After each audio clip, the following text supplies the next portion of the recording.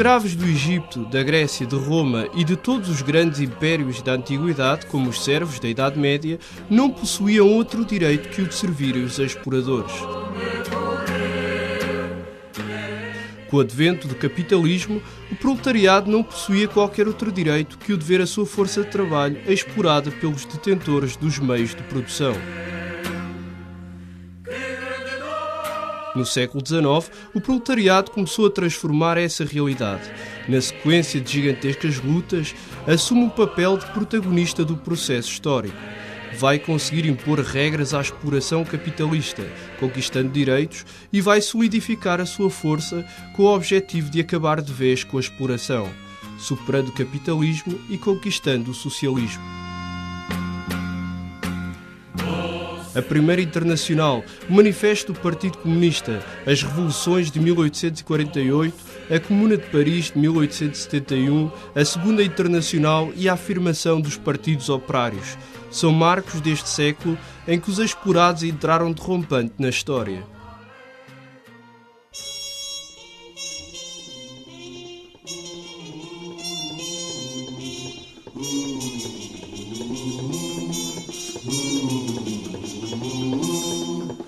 No início do século XX, o proletariado russo conquista o poder com a grande Revolução Socialista Soviética. Inaugura uma nova fase na história da humanidade, a da transição do capitalismo para o socialismo. A vitória do Exército Vermelho na Segunda Guerra Mundial equilibra a correlação de forças à escala do globo e obriga ao recuo do capitalismo. Nos países socialistas, a precariedade e a exploração vão desaparecendo. E para manter a exploração, o capitalismo é obrigado a recuar perante a luta crescente dos trabalhadores ao longo de todo o século. Vai sendo obrigado a aceitar regras que limitam e enquadram a exploração, os direitos dos trabalhadores. Estes conquistam as 8 horas, as férias, o contrato coletivo, salários mínimos, o direito à saúde, à habitação, à educação, à segurança social.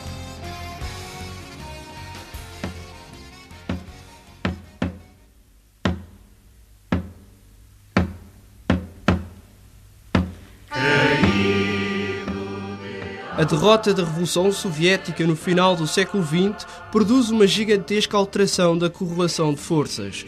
O capitalismo vai aproveitar para se lançar na ofensiva sobre os trabalhadores e os povos.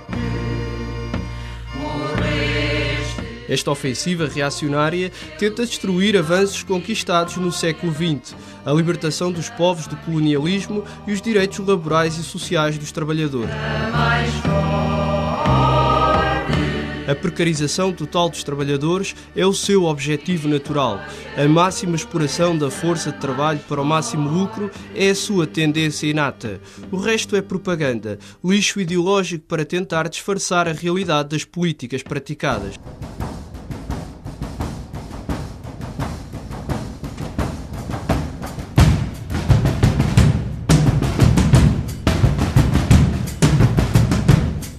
No nosso país, a luta da classe operária e todos os trabalhadores vai conquistando direitos e acumulando forças ao longo do século XX, mesmo nas condições mais difíceis que o povo português teve que enfrentar com o fascismo, a ditadura terrorista do grande capital.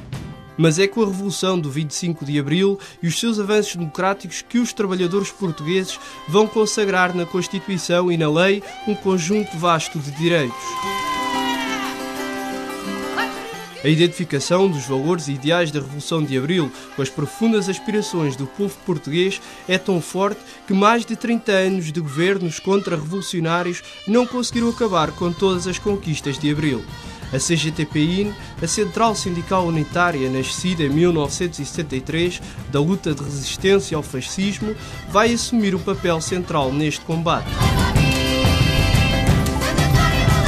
A precarização total dos trabalhadores é também o objetivo natural do atual governo português, governo da contra-revolução, governo ao serviço do patronato e dos grandes grupos económicos, o governo dos exploradores.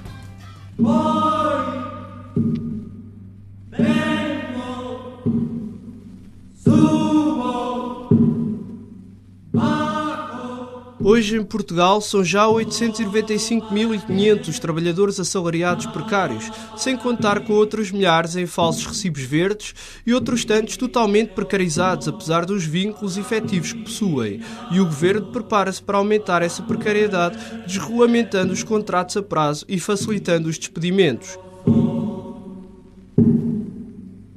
Esta realidade afeta diretamente mais de 1 milhão de trabalhadores. Quando conjugada com um desemprego que ultrapassa o 500 mil de trabalhadores, funciona como um cutelo pendente sobre o conjunto dos trabalhadores portugueses, semeando o medo, dificultando a organização, limitando a resistência.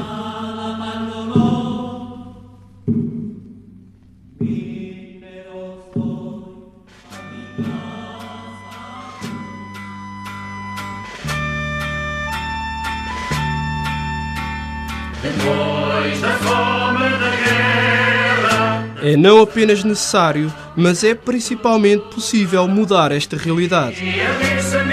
Ao contrário do que nos tentam convencer, a precariedade não é o nosso futuro, é o nosso passado.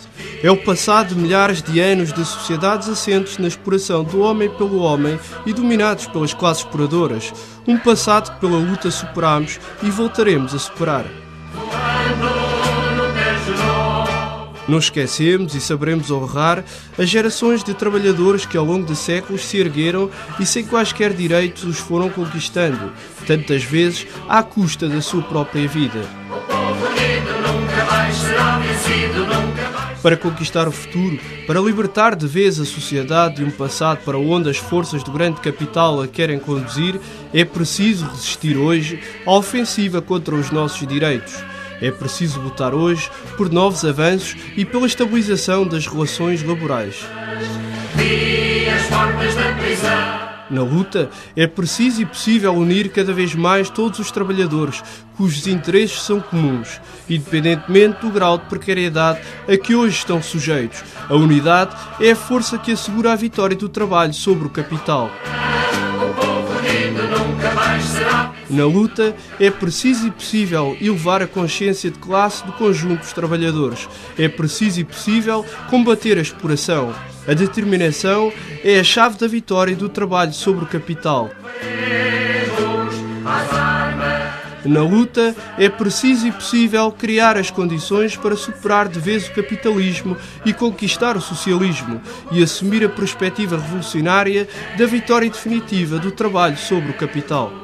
Todos juntos lado a lado, somos a glória de ser.